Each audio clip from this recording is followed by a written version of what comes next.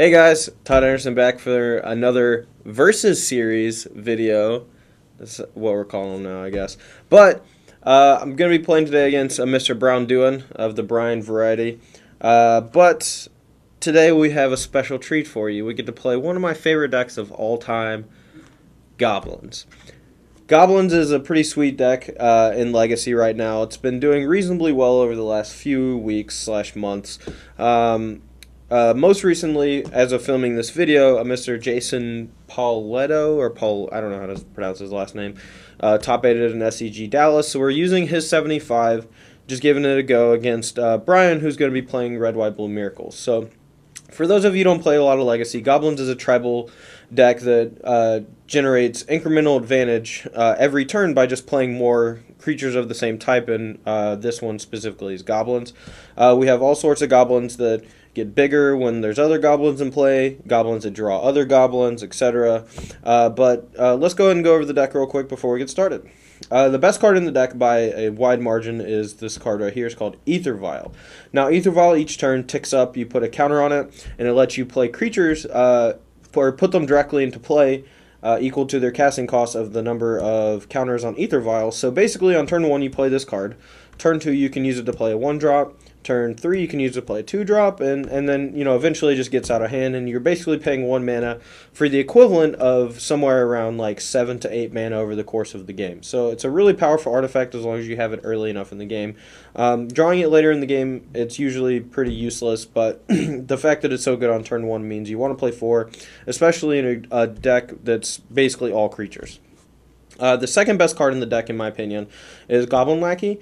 There's a 1-red for a 1/1, and whenever it hits the opponent when it attacks, you get to put a Goblin from your hand into play for free. And since the deck is chocked full of Goblins that draw more cards, Goblins that have these huge come-into-play effects, you can basically have like an unbeatable board state on like as early as turn 2, if you get to hit your opponent with a Goblin Lackey. Now, he is a 1/1, so he is vulnerable to things like Lightning Bolt, Swords of Plowshares, and he can be blocked by pretty much any creature in the format.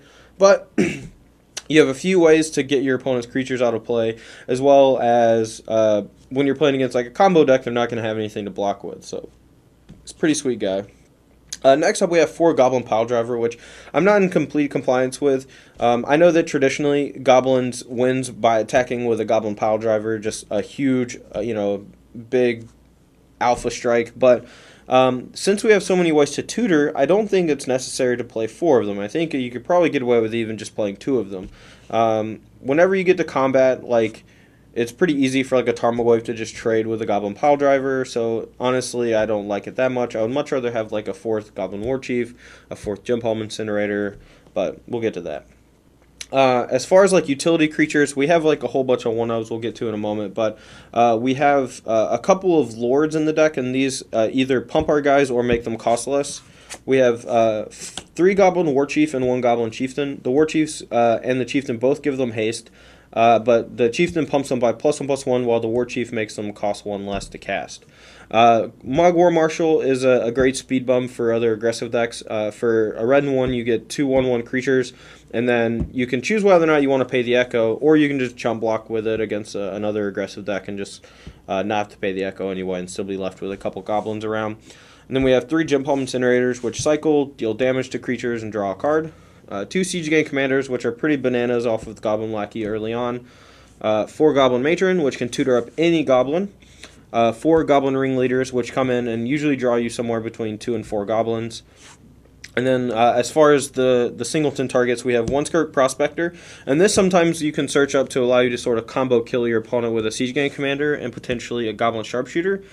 Sharpshooter says whenever a creature dies, you get to untap Sharpshooter, and he taps to ping something for 1. So you sack a creature for mana, you put a trigger on the stack from Sharpshooter, shoot something for 1, do it again, activate Siege Gang Commander, you get to untap Goblin Sharpshooter again, and so forth and so on. We have 1 Tuk Scrapper to kill artifacts, 1 Sting Scourger to search up to be able to bounce, something like an Imrakul or, what have you. We have 1 Kiki Jiki Mirror Breaker to sort of generate extra card advantage through Goblin Ringleader. We have a Krinka Mob Boss to generate a ton of little dorks that make Goblin Piledriver better, and really it's just something that control decks have a tough time dealing with, especially if you're able to put it into play at like the end of their turn. And then we've already talked about the Sharpshooter. The mana base is pretty sweet. While we don't actually have a ton of red sources, since we're playing 4 Wasteland and 4 Rishadan Port, playing with Aether Vial allows you to play this many colorless lands that actually affect your opponent's stuff. So with the 4 Wasteland, 4 Rishadan Port, we're able to disrupt our opponent's mana pretty easily, while still being able to play all of our creatures off of the Aether Vial. The 4 Cavernous Souls are a nod, just since every spell in the deck is either a colorless artifact or a creature that's a goblin. Being able to play Cavernous Souls is just better than playing Mountain, because it just keeps your opponent from being able to counter your stuff. We have 4 fetch lands, 4 basic mountains, and 2 Taigas. The Taigas are just for a sideboarded Ancient Grudge.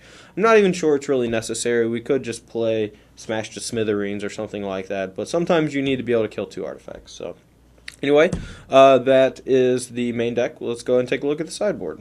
So the sideboard, specifically for Goblins, there are some matchups, since we're so creature heavy, where we just need some help. Against combo decks is usually where we're the most vulnerable, so we have a sideboard that's chock full of ways to deal with combo decks.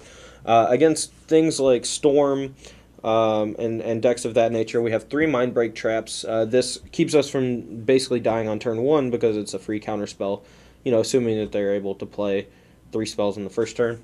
We have 2 Angel of Despair, which is a specific answer for Show and Tell into Omniscience, or an Imrakul, or like sometimes a Gristlebrand. But they put into play whatever, you get to play Angel of Despair and kill whatever they put into play. It's kind of a strange answer to have, I think, but I like it. It's kind of cool. Along with the 4 red Elemental Blasts, we're able to keep Show and Tell in check relatively easily. We have 2 Pyrokinesis, which are pretty sweet against the other creature-based decks. We have 1 Ancient Grudge, which obviously is the only reason we're playing green for the flashback, and then 3 anti-graveyard cards, 2 Relic of Progenitus, and a Tormod's Crypt. I personally would be more of a fan of just playing 3 Tormod's Crypt, since whenever you're playing against a graveyard deck, you don't always have a lot of time, and Tormod's Crypt being free is pretty useful. So, alright guys, well, that is the Goblin deck, and we'll be battling Brian soon. I'm real excited. I think I'm going to just smash him, but now if I lose, I'm going to look like an idiot, so nothing new. We'll see you soon.